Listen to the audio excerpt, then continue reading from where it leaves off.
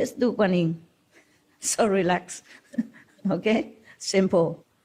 And you still can keep everything else that you need. You need, not you want. Okay? Anything you need. Not what you think you need. That's the difference. Do not cheat yourself, because you are the only one that can harm yourself or help yourself. You can cheat anyone else, don't cheat yourself. That's all I said. Okay? Because you know. Your soul knows. Your mind knows. Even though your brain says, oh, I don't know.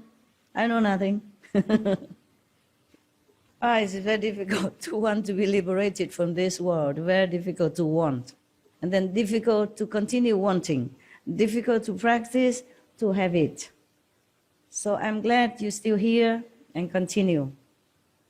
Always check yourself, okay? Don't let your ego bother you, cheat you, take away your merit, take away your spiritual points and levels even. One of the Zen master in Japan, or anywhere, I forgot. I read all these things before I met you. It's years already, decades already. He says that the difference between heaven and hell is just like a hair or a blade. You know, the sharp blade that the men use to shave their beauty here, yeah? Make themselves beautiful. That's the difference. So whenever we have some wrong concept, anywhere, anytime, that is when we fall down from a higher level to lower levels. Always be vigilant, okay? Cut out immediately whatever you think is not correct. Thank you. Okay. Whenever any master reborn, the destiny changes, you know, according to the period of human history. They don't always do the same thing. Somewhere a long time ago, I read one magazine in America, and they said, Jesus, he has predicted, he said he will come back as a woman, and they will not recognize me. That's what he said. I'm not sure how trustworthy this kind of magazines report. Okay, I'm just telling you for your entertainment info. Like Kuan Yin Bodhisattva, yeah, Avalokitesvara, she reincarnates time after time, life after life, yeah. But sometimes she was a wife, she's a normal wife, and sometimes she is somebody else, yeah. And in Buddha's time, she was just a bodhisattva. No wife, no husband, no children, nothing. Yes. You remember one of the story about Kuan Yin Bodhisattva? Yes. She was married to a man, yeah. And at night when her husband was sleeping, she saw one of his hair growing very unruly, unregularly, and inorderly out of his chin. So she was thinking, oh, she want to cut it, to trim it, make him look handsome. And she just get a knife, you know. She has not done it. She got a knife from kitchen, yeah, sat next to him and was about to do it. And she put her knife next to the neck already, a chin already, and the husband suddenly woke up. And he sounded alarm, you know, tell everybody, oh, she's going to kill me, she's killing me, help, and all that. The whole household woke up. And she was scared, you know, of course, she's frightened. Everybody woke up and then want to catch her. So she had to run. She had no time to explain. And she had to run, and she ran, and then on the way she saw a temple, yeah? Buddhist temple, and she went in.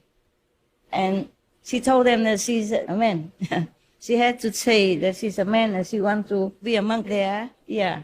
So, of course, the Buddhist monks, they don't always check in too much about their history, or besides, it's very difficult to check now. Those days, they don't have computer, right? They don't have anything stored in the software, hardware, or whatever ware that you say.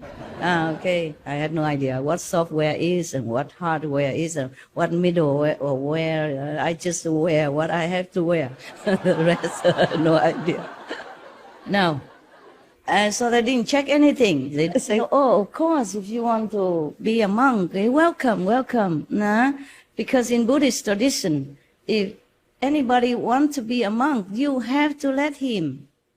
And if you stop them to be a monk, then you have very bad karma, according to the sutras. And if you let somebody be a monk willingly or help him, her to become a monk, then your merit is very, very big, huge, immense, Remember those Buddha scriptures I read to you? Okay. So, of course, they're welcome.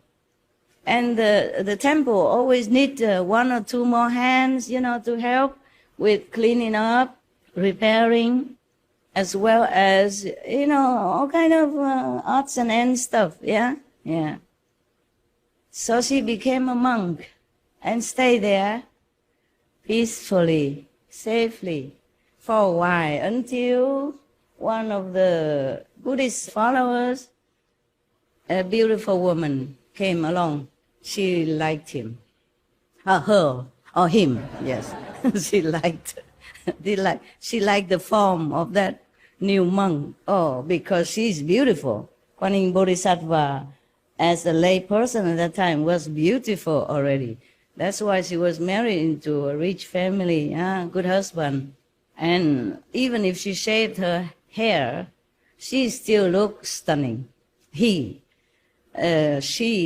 has beautiful, handsome.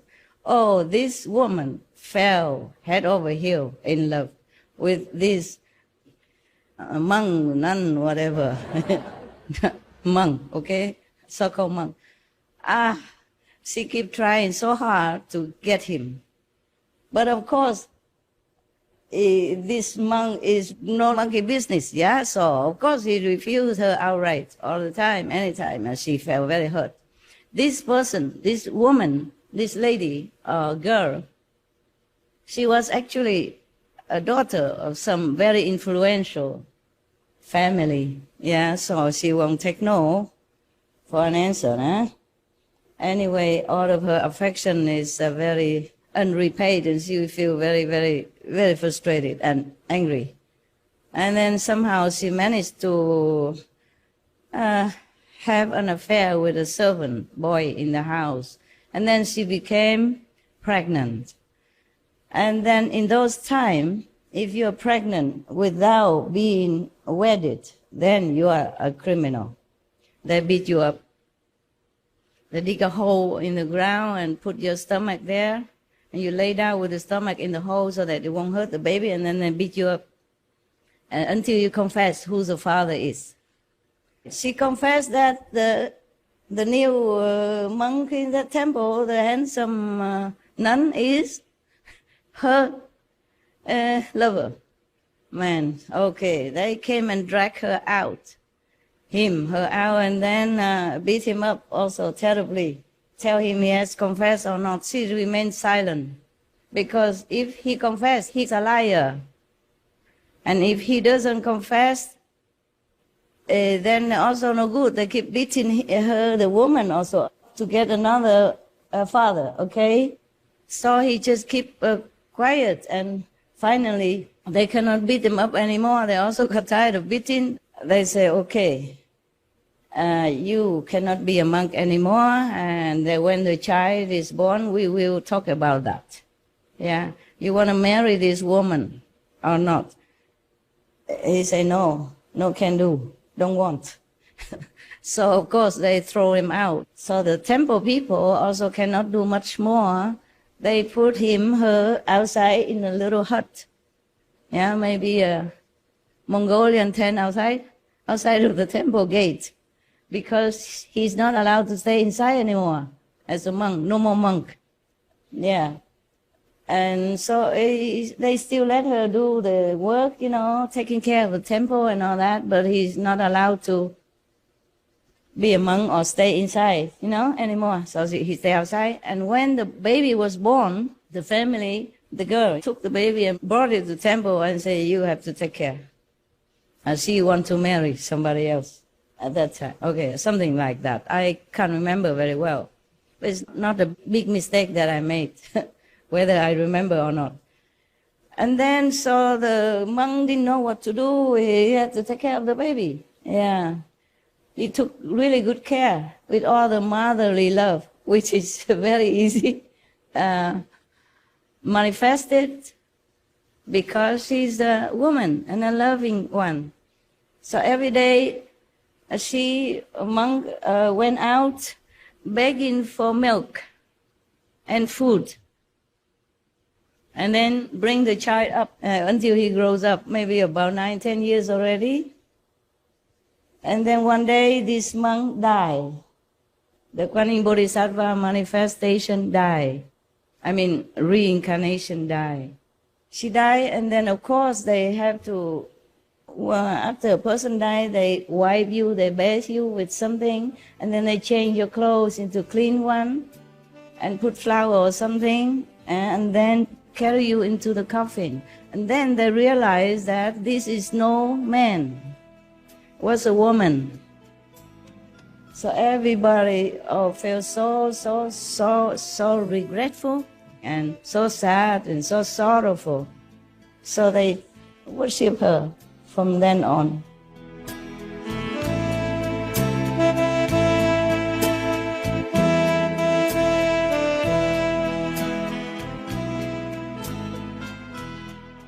How can those who serve God be better tools for God? Are there any new tips or information, physically or spiritually, that Master may know that can help those who serve be more capable?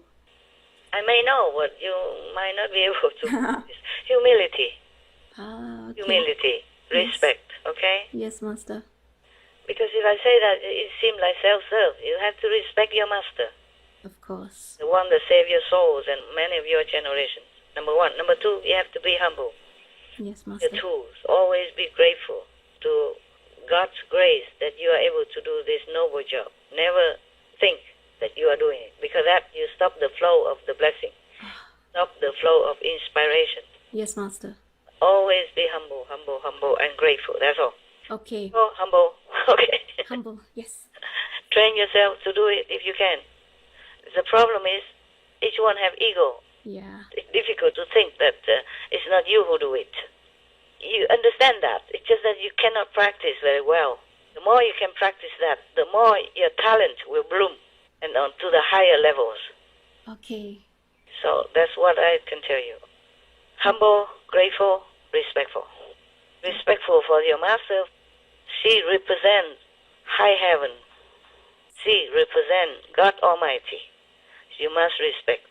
Yes, Master. And you will have more merit, more beautiful happenings in your life, more happiness, more leisure, more lightness, more improvement in your meditation and in your work and your talent, anything. And then humble. That respect and gratefulness also included in humility. So maybe it's too much talk to you, then just say humility, okay? Okay. Humbleness. Because if you're humble, then you feel grateful. You know you are nobody. Then you are grateful. Yes. Whatever you are given, your talent or whatever. Yes, Master. And if you're humble, then you're grateful for the initiation which saved your soul forever. And many generations, your generation forever. And if you're humble, then you also be respectful to your master who helped you. Yes, Master. Unconditionally. Thank you. So, humility. One word. Humble. Humbleness. We are nothing. Okay? Okay. In this physical domain, I still am very humble. You don't see it, but I am. Yes. I'm always thanking all the goddesses. Even today I talked with the god of war for some question. And I thank him. He is in the shadow world and he is not the big god. But I still thank him with all my respect, truly. I respectfully salute him and thank him for doing a good job. Wow. And thank him for answering me. But I cannot disclose this conversation, okay? Understand, yes. I also need to talk to some local country god. Each country has a god Wow. who oversees their doing. He is not influencing anything, he is just recording, okay? Okay. Yes, so that he can put it in the Akashic library, in all humans' activities, okay? Yes. Nothing is ever lost.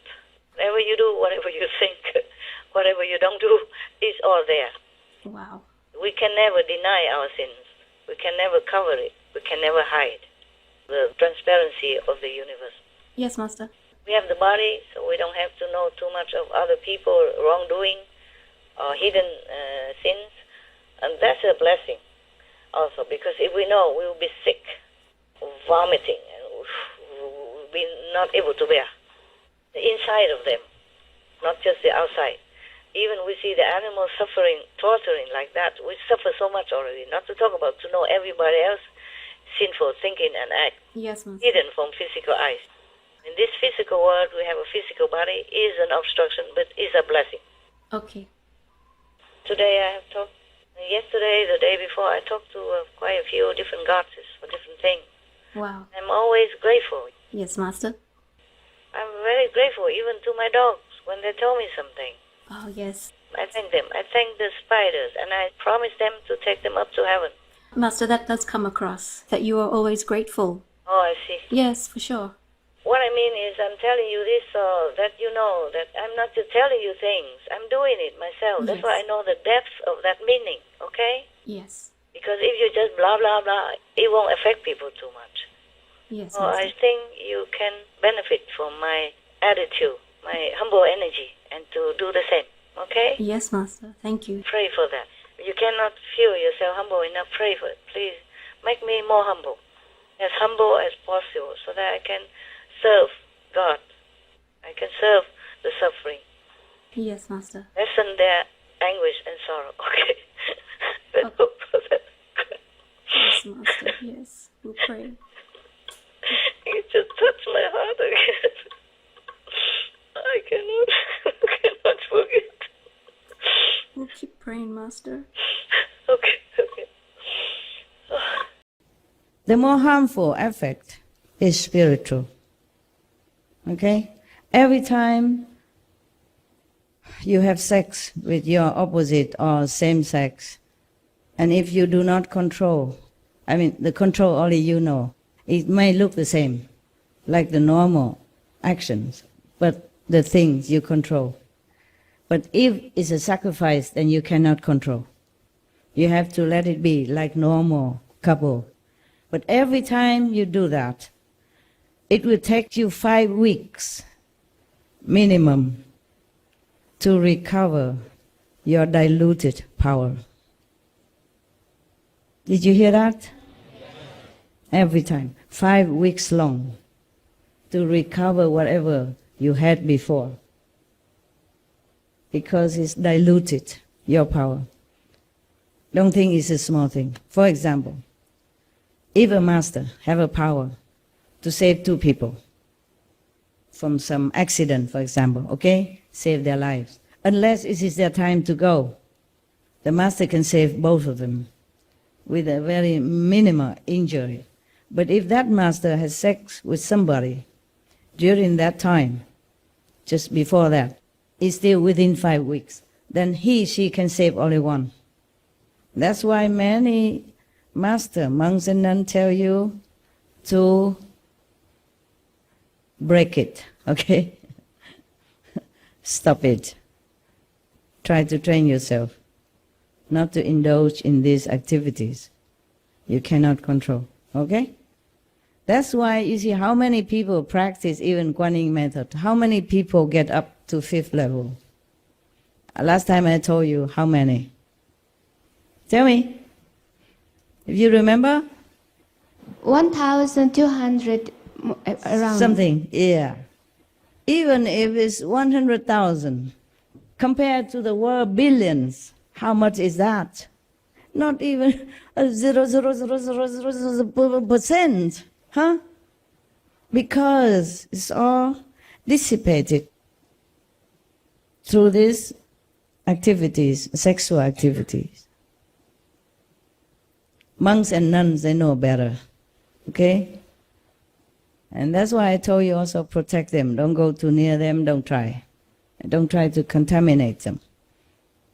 Okay? Help them what you can, but unconditionally only, huh? Don't try to go too near, get the blessing, or try to even to take them home or stuff like that. So, this very terrible. Anything you say enjoyable in this world, it comes with a price. 5 weeks long That is if you don't do any more of this sexual activity during 5 weeks. Otherwise you even sink further, sinking. Can never make up for it. So many power that you acquire through meditation, through master blessing, through heaven's protective grace, going down the drain. Do you understand why many masters don't do this sacrifice? Yes. For peace even. Cannot use it, peace power for peace even. It costs too much, and the master might not be able to regain it. Actually, sex is another gift from God, but mostly humanities abuse it for different lowly purposes. So you see most animals, they don't always have intercourse, no? Only season. And then when they have babies, they take care of baby only. And until next season, when their baby is already grown up and independent. You know that, right? If not, no, search on internet. In heaven, it's labeled as peace power. Okay, I told you already before I read this. The power that can bring peace to individual or larger body of beings is if someone knows how to use it. Okay? I don't want to elaborate here now, for rarely anyone can master and or practice for that reason, for that goal, but rather could be misused again and could be also overwhelmed by it, because it's very powerful, you understand?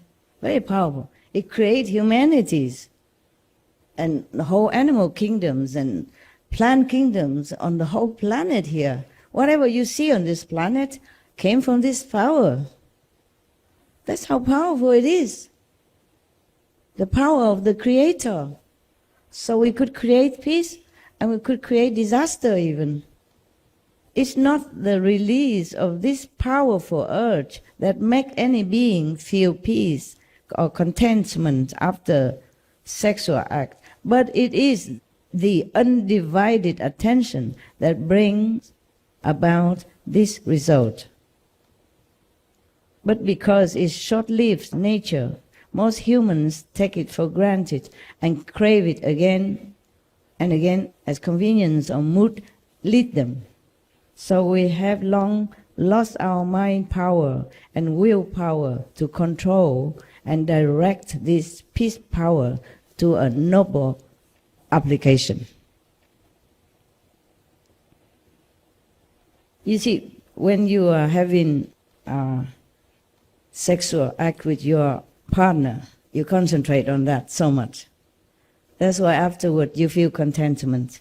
It's just like any concentration when you do meditation. But this is a short-lived thing. You see light, sometimes even, if both are very loving and caring. You can feel the earth moving. You can see the light even. But short, of course. Afterward, nothing more. Not like Kuan method, you can always have it without having to exercise too hard. And it's always there for you. If no light, at least the sound, 24/7. Even when you're unconscious for any reason. Even when you are clinically dead, you still have that surrounding you, within you, without you. That's a very secure, guarantee method of enlightenment and liberation. This theme I've been explaining for 2-3 times, because this is the most misunderstood, the most abused, element in our human life. So I hope now it's all clear to you why in our practice I advise you to taper off, slow down, okay, control. Now you got it? Otherwise you lose too much. You lose too much power. It's a pity. And you can only keep your head above water. And that's a pity, because you could go higher.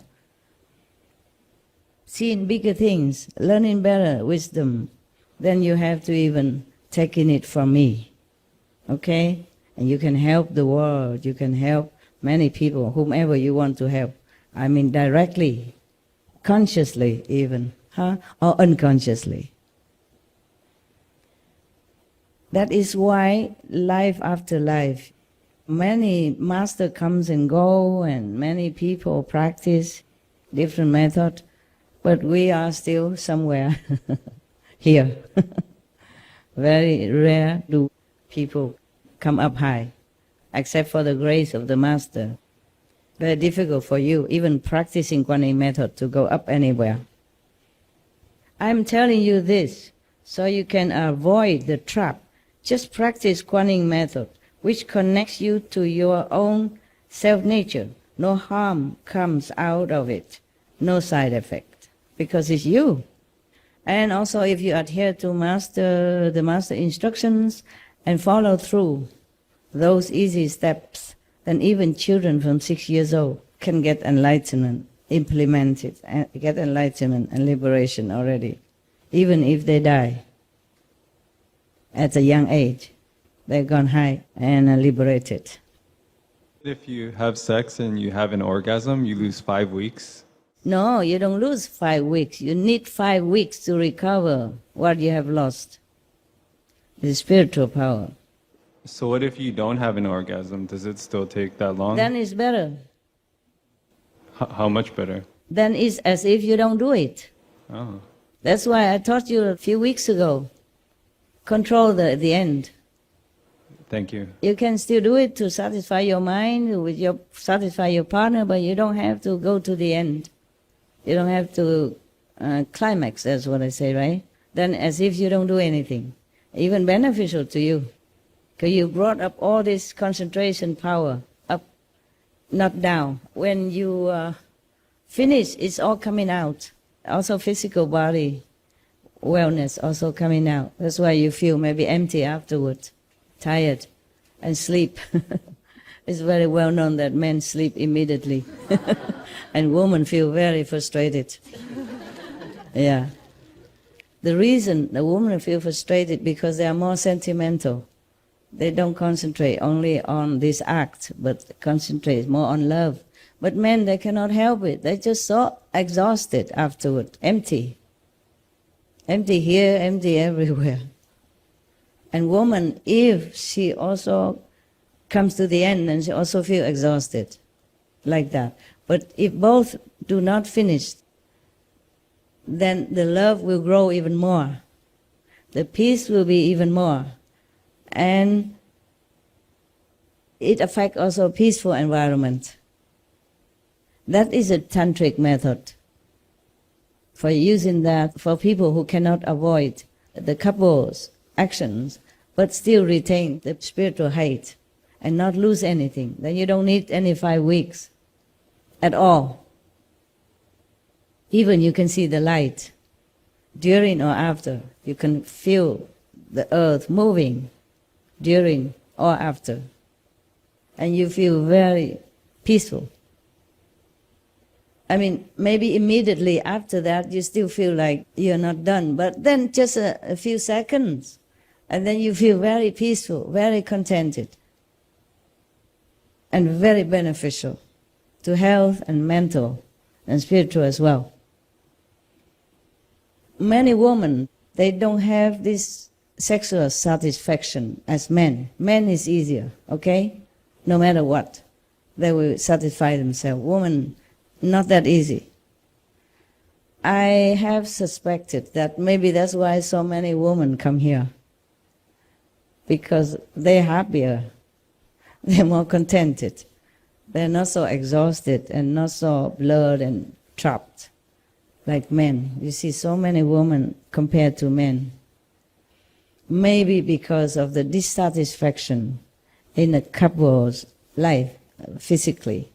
But that little dissatisfaction give them more boost to grow love. Love toward their husband, love toward others. Just the love will grow more with that. Not like diminished with the finishing line. When you reach the finishing line, but you don't cross, then you have more then if you cross, if you feel completely done with the sexual act, you don't feel as good as if you control it. When you hit the height of that sexual desire, you stop. You don't waste your energy and your physical fluid and all kind of things that go with it. So that will help you even more. You won't lose anything. That's why they practice so-called tantric. Tantric is like that. For the couple to control their own sexual peak. They don't lose the physical and mental and spiritual power. If you finish, you lose, then you must wait 5 weeks in order to replenish, recover what you lost, the dilution of your power, spiritual, mental, physical, emotional, psychological, psychic. That's why humans keep losing telepathy power, psychic power, emotional power, love power, get less and less because too much indulgence. And nowadays even worse because they advertise for it. It's all in the open now. Children even have to be exposed to all this in the wrong way. So if you woman wives feel your husband is lousy, too fast, too quick, be happy, okay? He is the one who lost, not you. He's the one who lose. You more powerful, okay? More strong, more loving. Maybe that's why God entrusted women with motherhood, the sacred duty of motherhood. Okay? Don't feel sad. If in bed you're not very satisfied or happy, don't be sad. Be happy. Okay? Be happy. Feel lucky that you don't waste too much of your power, whatever kind. Congratulations. The thing is, even like I told you last time, no matter who you are, you always have to pay for what you own. Either what you done wrong to other people, or some people has done some favor to you. Yeah? In this lifetime, you must pay them in some sort of favor or actions. That's the way it is, okay? But why does this have to happen? Why, precisely? You would ask me why. Why the Buddha, the highest of all beings, why does he even have to suffer some kind of pain or sorrow or trouble? How would the Buddha done anything wrong, even in the past life? Reincarnated as humans or some exceptional animals. Why? Anybody know? How could the Buddha done something wrong in the past life? Or Lord Mahavira even done something wrong? How? I think because of the contract the master signed Yeah, that's also. Yeah. to promise to save the all beings. To save all beings. Okay, good. I understand what you say. Yeah, this is like that. The Buddha had become Buddha eons and thousands and billions of kalpas already. But then he descended into a human form. Or then continue the cycle of reincarnation all the time, until he became Buddha again as Shakyamuni Buddha.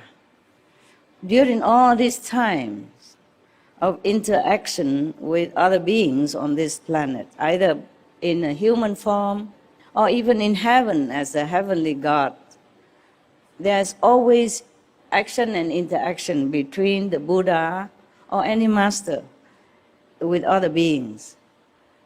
And these interactions has to be carried out according to plan.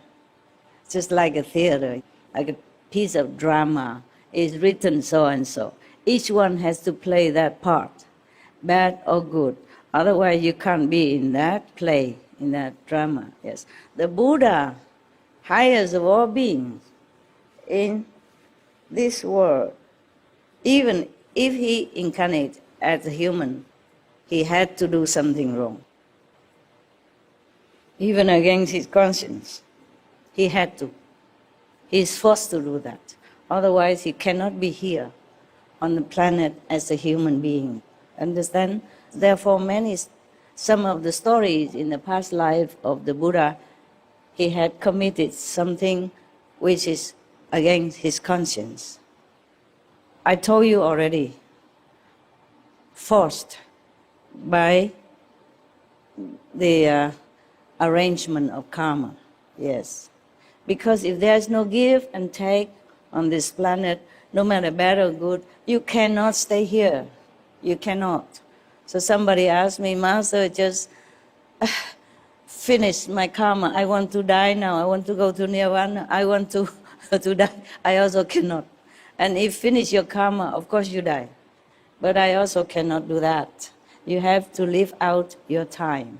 It's just like a prisoner in a prison. Even though he has the best lawyer who already argued his case, and he's going to be free soon.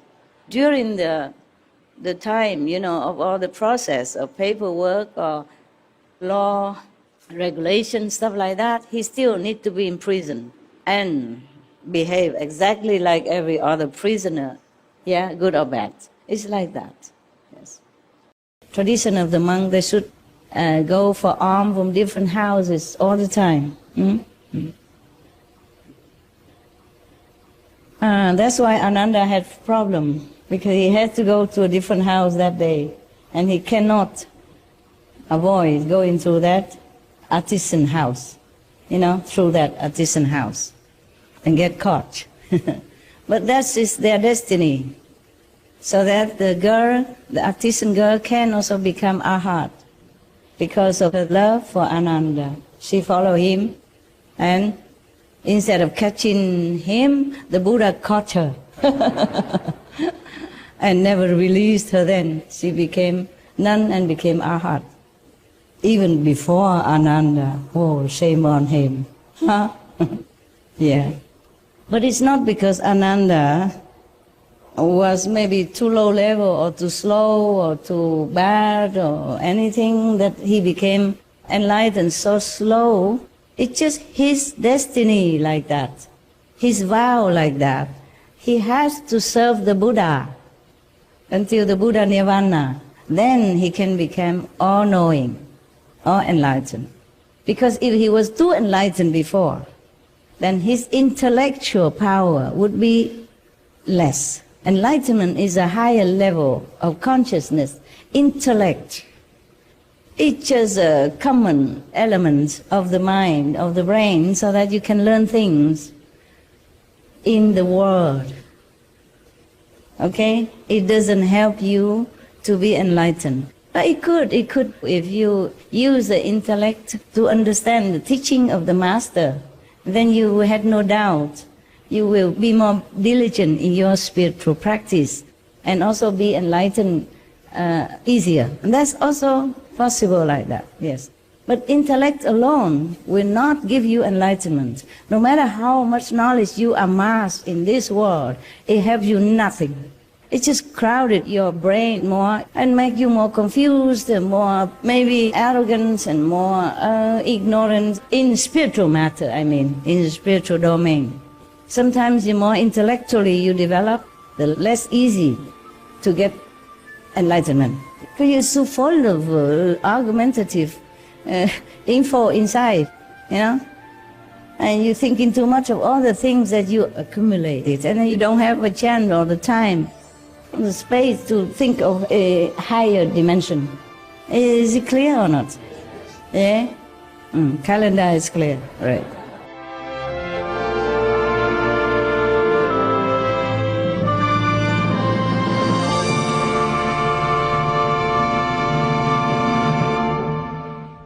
I remember in Taiwan, I was in a temple once. I stayed in one temple, but then some nuns, somehow we know each other somehow.